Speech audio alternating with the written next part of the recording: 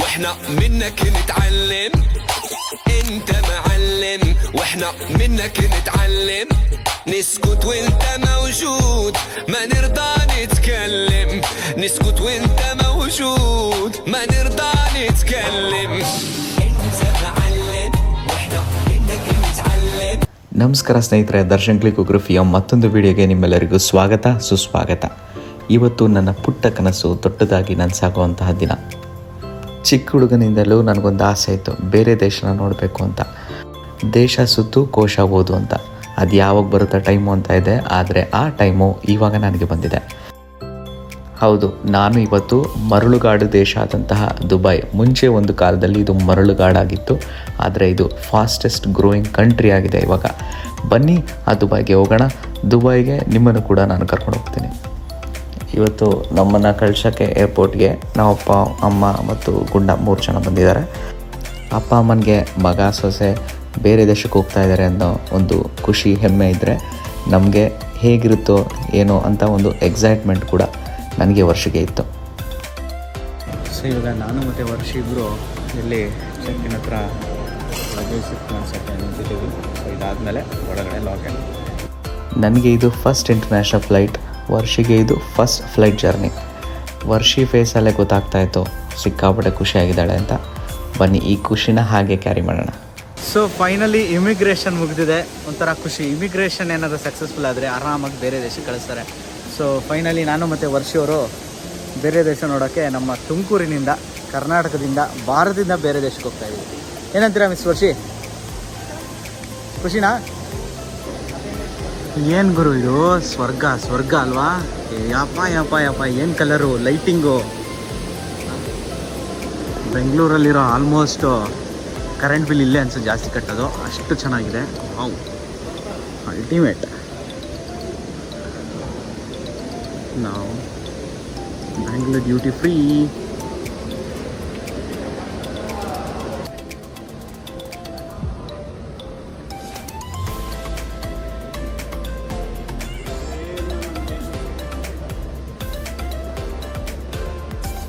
ಅಬ್ಬಾ, ಎಷ್ಟು ಬಾಟ್ಲು. ತುಂಬ ಜನ ನೆನಪಾಗ್ತಾ ಇದ್ದಾರೆ ಇವಾಗ. ಮೆನ್ಷನ್ ಎಲ್ಲ ಮಾಡಬಾರ್ದಿತ್ತು.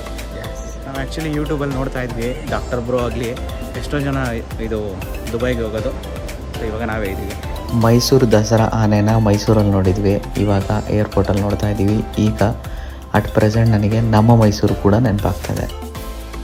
ಟರ್ಮಿನಲ್ 2 ಎಷ್ಟು ಚೆನ್ನಾಗಿದೆ ಅಂತಂದರೆ, ಒಳಗೆ ಅವರು ಕಟ್ಟಿರುವಂತಹ ಇಂಟೀರಿಯರ್ ವರ್ಕ್ ಇದೆಯಲ್ಲ, ನೆಕ್ಸ್ಟ್ ಲೆವೆಲು. ಅಲ್ಲಲ್ಲೇ ನಮಗೆ ಮರಗಳು ಕಾಣಿಸುತ್ತೆ. ಸೊ ಅದು ರಿಯಲ್ ಮರನ ಅಥವಾ ಆರ್ಟಿಫಿಷಿಯಲ್ ಗೊತ್ತಿಲ್ಲ, ಬಟ್ ಮಾತ್ರ ಅದ್ಭುತವಾಗಿದೆ ನೋಡೋಕ್ಕೆ. ಹಾಗೆಯೇ ಲೈಟಿಂಗ್ ಆಗಿರ್ಬೋದು. ಸೊ ಲೈಟಿಂಗೇ ಇದಕ್ಕೆ ಮೇಯ್ನ್ ಹೈಲೈಟ್ ಅಂತ ಹೇಳ್ಬೋದು. ತುಂಬ ಚೆನ್ನಾಗಿದೆ ಟರ್ಮಿನಲ್ 2.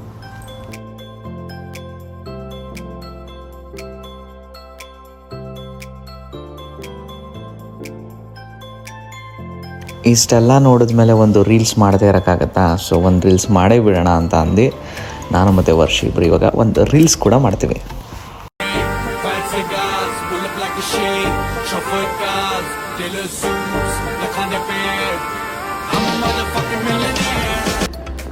ವರ್ಷ ಯಾರಿರ್ಬೋದು ಇದಾತ? ಬಾಟ್ಲು ಕೊಡೋನು ಇರ್ಬೋದು, ಗೊತ್ತಿಲ್ಲ. ನಮಗೆ ಇದ್ದಿದ್ದು 9 ಗಂಟೆಗೆ ಫ್ಲೈಟು. 3 ಅವರ್ ಇಲ್ಲ 4 ಅವರ್ ಮುಂಚೆನೇ ಬರಬೇಕು ಅಂತ ಅಂದ್ಕೊಂಡು, ಸೊ ತುಮಕೂರಿಂದ ಬರಬೇಕಲ್ವ, ಸೊ ಅದಕ್ಕೆ ಬೇಗನೆ ಬಂದು ಅರೌಂಡ್ 6 o'clock ಎಲ್ಲ ನಾವು ಆಲ್ರೆಡಿ ಏರ್ಪೋರ್ಟಲ್ಲಿದ್ವಿ. So waiting time 3 hours. ಅಂದರೆ ಅದರಲ್ಲೇ ನಮಗೆ ಇಮಿಗ್ರೇಷನು, ಸೆಕ್ಯೂರಿಟಿ ಚೆಕ್ ಎಲ್ಲ ಇತ್ತು. ಸೊ ಅಷ್ಟೆಲ್ಲ ಮುಗಿಯೋಷ್ಟೊತ್ತಿಗೆ ಇನ್ನೂ 1 hour ಇತ್ತು. ಆ್ಯಕ್ಚುಲಿ ಅಮ್ಮ ಮತ್ತು ಅಪ್ಪ ಒಂದ್ಸಲ ಫ್ಲೈಟಲ್ಲಿ ಮುಂಬೈಗೆ ಹೋಗಿದ್ರು. ಅವರು ಡೊಮೆಸ್ಟಿಕ್ ಅಂದರೆ ಟರ್ಮಿನಲ್ 1 ನೋಡಿದರು. ಸೊ ಟರ್ಮಿನಲ್ 2ಗೆ ಕೆಳಗಡೆ ಪಾರ್ಕಿಂಗ್ ಬಂದು ಕಾರ್ ನಿಲ್ಲಿಸೋ, ಅವ್ರಿಗೂ ಸ್ವಲ್ಪ ಕನ್ಫ್ಯೂಷನ್ ಆಯಿತು. ಅದಕ್ಕೆ ಹೇಳಿದೆ, G08 ಏನೋ ಇದೆ, ಕರೆಕ್ಟಾಗಿ ನೋಡ್ಕೊ ಅಂತ ನನ್ನ ತಮ್ಮಂಗೆ ಹೇಳಿದೆ. ಅದ್ರ ಪ್ರಕಾರ ನೋಡ್ಕೊಂಡಿದ್ದಾನೆ. ಅವರು ಕೂಡ ಹೊರಟಿದ್ದಾರೆ. ಒಂಥರ ಖುಷಿ. ಈಗ ಮರಳುಗಾಡು ಅಂತ ದುಬೈ ದೇಶಕ್ಕೆ ನಾವು ಹೋಗ್ತಾ ಇದ್ದೀವಿ. ತುಂಬ ಖುಷಿ ಆಗ್ತಾಯಿದೆ. ವರ್ಷ ನಿಂಗೇನು ಅನ್ನಿಸ್ತಿದೆ? ಸ್ವಲ್ಪ ಮಾತಾಡೋ. ತುಂಬ ಖುಷಿ ಆಗ್ತಿದೆಯಾ? ಅವಳಿಗೆ ಮಾತೇ ಬರ್ತಿಲ್ಲ ಅಂದರೆ ಸಿಕ್ಕಾಪಟ್ಟೆ ಖುಷಿಯಾಗಿದ್ದಾಳೆ ಅಂತ ಅರ್ಥ. ಸೊ ಇದು ಬಂದು ವೆಯ್ಟಿಂಗ್ ಲಾಂಜು C5 ಮತ್ತು C6 ಅಂದರೆ ಎಮಿರೇಟ್ಸು ನಮಗೆ ಇಲ್ಲೇ ಕೊಟ್ಟಿದ್ರು. ಸೊ ಇದು ದೊಡ್ಡ ವೆಯ್ಟಿಂಗ್ ಲಾಂಜು, ತುಂಬ ಚೆನ್ನಾಗಿದೆ. ಹಾಗೆಯೇ ಟರ್ಮಿನಲ್ 2ನಲ್ಲಿ ನೋಡಿ, ಮಕ್ಕಳೇನಾದರೂ ಬಂದರೆ ಅವ್ರಿಗೆ ಟೈಮ್ ಪಾಸ್ ಮಾಡೋಕ್ಕೂ ಸಹಿತ ಗೇಮ್ಸ್ ಕೂಡ ಅವೈಲಬಿಲಿಟಿ ಇದೆ. ಏನು ಚೆನ್ನಾಗಿದೆ ಅಂತಂದರೆ, ಈಗ ಒಬ್ಬೊಬ್ರದ್ದು ಡೈರೆಕ್ಟ್ ಫ್ಲೈಟ್ ಇರುತ್ತೆ, ಇನ್ನೊಬ್ರದ್ದು ಟ್ರಾನ್ಸಿಟ್ ಆ ಥರ ಇರುತ್ತೆ. ಸೊ ಅಂಥವ್ರು ಕೂಡ ಆರಾಮಾಗಿ ಟೈಮ್ ಸ್ಪೆಂಡ್ ಮಾಡ್ಬೋದು ಇಲ್ಲಿ. ಇವತ್ತು ನಾನು ಬುಕ್ ಮಾಡಿರೋದು ಬಂದು ಎಮಿರೇಟ್ಸು. ತುಂಬ ಒಳ್ಳೆ ಬ್ರ್ಯಾಂಡ್ ಆ್ಯಕ್ಚುಲಿ. ಇದು ತುಂಬ ವರ್ಷದಿಂದ ಇದೆ ಈ ಸಂಸ್ಥೆ. ಇದು ನನ್ನ 7th ಫ್ಲೈಟು. ಇದಕ್ಕೂ ಮುಂಚೆ ನಾನು ಬರೀ ಡೊಮೆಸ್ಟಿಕಲ್ಲಿ ಓಡಾಡಿದ್ದೆ, ಏರ್ ಇಂಡಿಯಾ, ಇಂಡಿಗೋ ಎಲ್ಲ ಓಡಾಡಿದ್ದೆ. ಇದು ಎಮಿರೇಟ್ಸು. ತುಂಬ ಲಕ್ಸುರಿ ಆಗಿರುತ್ತೆ, ಮತ್ತು ಹೇಗಿರುತ್ತೆ ಒಳಗೆ ಎಕ್ಸೈಟ್ಮೆಂಟ್ ಅನ್ನೋ ಖುಷಿ ತುಂಬ ಜಾಸ್ತಿ ಇದೆ ನನಗೆ. ಇನ್ನೇನು ಟೈಮ್ ಆಯಿತು, ಇವಾಗ ಡಿಪಾರ್ಚರ್ ಆಗೋ ಸಮಯ. ಸೊ ಅದಕ್ಕೆ ನಮಗೆ ಅಲ್ಲಿ ಫ್ಲೈಟ್ ಹತ್ರ ಹೋಗೋಕ್ಕೂ ಮುಂಚೆ ಆ ಗೇಟಿಂದ ಕೆಳಗೆ ಲಿಫ್ಟ್ ಕೂಡ ಇದೆ. ಅಲ್ಲಿಂದ ಇವಾಗ ಹೋಗ್ತಾ ಇದ್ದೀವಿ. ಸೊ ನೋಡೋಣ ಹೇಗಿರುತ್ತೆ ಅಂತ.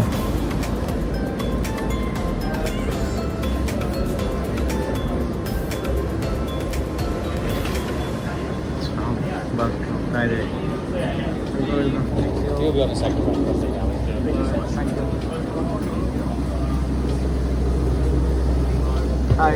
How are you, sir?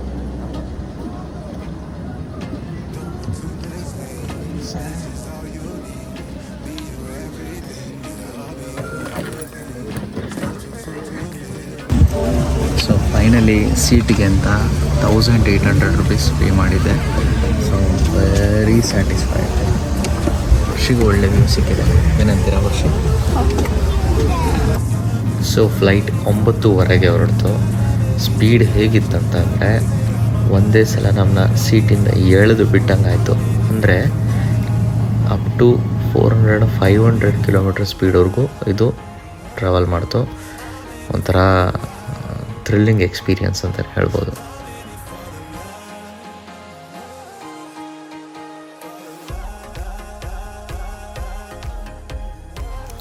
ಫ್ಲೈಟಲ್ಲಿ ಹೋಗ್ತಾ ನಿದ್ದೆ ಬರೋ ಅಂಥ ಟೈಮ್ ಬಂದಾಗ ಆವಾಗ ನಮಗೆ ಮೀಲ್ಸ್ನ ತಂದುಕೊಟ್ರು. ಅಂದರೆ 11 ಗಂಟೆಗೆ ನಮಗೆ ಮೀಲ್ಸ್ನ ಕೊಟ್ಟರು.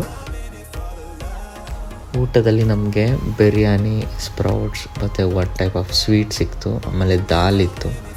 ಆಮೇಲೆ ಡ್ರಿಂಕ್ ಹೇಳಿದ್ರು, ಏನು ಬೇಕು ಡ್ರಿಂಕ್ ಅಂತ. ಸೊ ನಾನು ಸುಮ್ಮನೆ ಬಿಡ್ತೀನ, ಫ್ರೀ ಅಲ್ವಾ ಅಂದ್ಬಿಟ್ಟು ಒಂದು ಸ್ಕಾಚ್ ವಿಸ್ಕಿ ಕೇಳಿದೆ, ಕೊಟ್ಬಿಟ್ರು.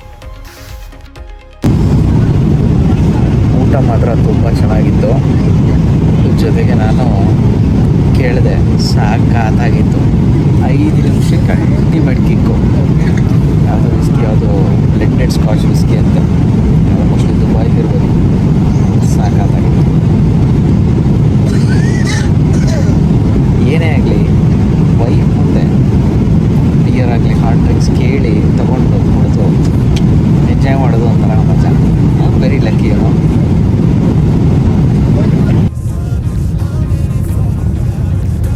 ಊಟನೂ ಆಯಿತು. ಇನ್ನೇನು ರೆಸ್ಟ್ ಮಾಡೋಣ ಅನ್ನೋಷ್ಟೊತ್ತಿಗೆ ಆಲ್ರೆಡಿ ನಮಗೆ ಫ್ಲೈಟಿಂದ ಕೆಳಗೆ ಫುಲ್ ಲೈಟಿಂಗ್ಸ್ ಕಾಣಿಸ್ತಾ ಇತ್ತು. ಆಲ್ರೆಡಿ ದುಬೈ ಹತ್ತಿರ ರೀಚ್ ಆದ್ವಿ. ಇನ್ನೇನು ಏರ್ಪೋರ್ಟ್ ಹತ್ರ ಬರ್ತಾ ಇದ್ದೀವಿ ಅಂತ ಅನ್ನಿಸ್ತಾ ಇದೆ.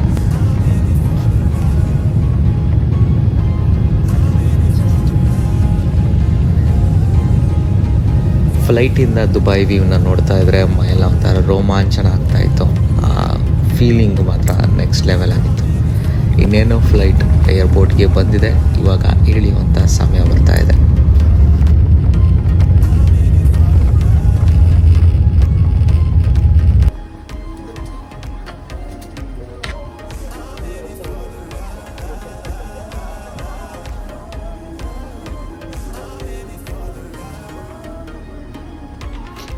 ನಾನು ನೋಡಿದ ಅತಿ ದೊಡ್ಡ ಫ್ಲೈಟ್ ಇದು. ಯಪ್ಪ, ಏನು ದೊಡ್ಡ ಫ್ಲೈಟ್ ಅಂದರೆ ಇದು. ಆ ಪಕ್ಕದಲ್ಲಿರೋ ಫ್ಲೈಟ್ಸ್ ಎಲ್ಲ ಚಿಕ್ಕದು ಕಾಣಿದ್ರೆ ಸಿಕ್ಕಾಪಟ್ಟೆ ದೊಡ್ಡದೈತೆ ಈ flight. So finally we are in Dubai. Luggage ಸಿಕ್ಕಿದೆ, ಸದ್ಯಕ್ಕೆ ಹೋಗ್ತಾ ಇದ್ದೀವಿ. ಬನ್ನಿ ಹೋಣ. ಒಂದು ಹಾರೇಬಲ್ ಎಕ್ಸ್ಪೀರಿಯನ್ಸ್ ಆಗೋಯ್ತು. ನಾವು ಲಗೇಜ್ ಎತ್ಕೊಳ್ಳೋಣ ಅಂತ ಕ್ಯೂನಲ್ಲಿ ಹೋಗ್ತಾಯಿದ್ರೆ ಎಲ್ಲರೂ ಹೋಗ್ತಾಯಿದ್ದಾರೆ ಅಂತ ನಾವು ಹಂಗೆ ಹೋಗ್ಬಿಟ್ವಿ. ನೋಡಿದ್ರೆ ಅದು ಇನ್ನೊಂದು ಕನೆಕ್ಟಿವಿಟಿಗೆ ಬೇರೆ ಕಡೆ ಹೋಗ್ಬಿಟ್ರು. ಮತ್ತೆ ವಾಪಸ್ಸು ಕೆಳಗೋಗಿ ಮೇಲೋಗಿ ಈಗೊಂದು ಕ್ಲಾರಿಟಿ ಗೊತ್ತಾಯಿತು ದುಬೈ ಎಷ್ಟು ದೊಡ್ಡದು, ದುಬೈ ಏರ್ಪೋರ್ಟ್ ಇನ್ನೂ ಎಷ್ಟು ದೊಡ್ಡದು ಅಂತ. ಸಖತ್ತಾಗಿ ತಂಗಿತ್ತು ಎಕ್ಸ್ಪೀರಿಯೆನ್ಸು. ಭಯ ಆಗ್ತಾಯಿತ್ತು ಒಂದು ಸ್ವಲ್ಪ ಲೈಟಾಗಿ. ಸೊ ನಮ್ಮನ್ನು ಕರ್ಕೊಂಡು ಹೋಗೋಕ್ಕೆ ಅಂತ ನಮ್ಮ ಫ್ರೆಂಡ್ಸ್ ಬಂದಿದ್ದಾರೆ, ಪೃಥ್ವಿ ಮತ್ತು ಲಾವಣಿ ಅವರು. ಅವ್ರು ವೆಯ್ಟ್ ಮಾಡ್ತಾಯಿದ್ರು ಆಚೆ. ಸೊ ಅಲ್ಲಿಗೆ ಹೋಗಿ ನಾವು ಅವ್ರ ಹತ್ರ ರೀಚ್ ಆದ್ವಿ.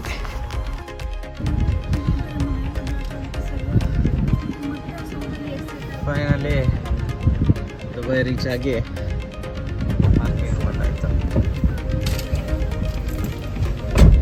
ಪೃಥ್ವಿಯವ್ರು ಬಂದಿದ್ದಾರೆ.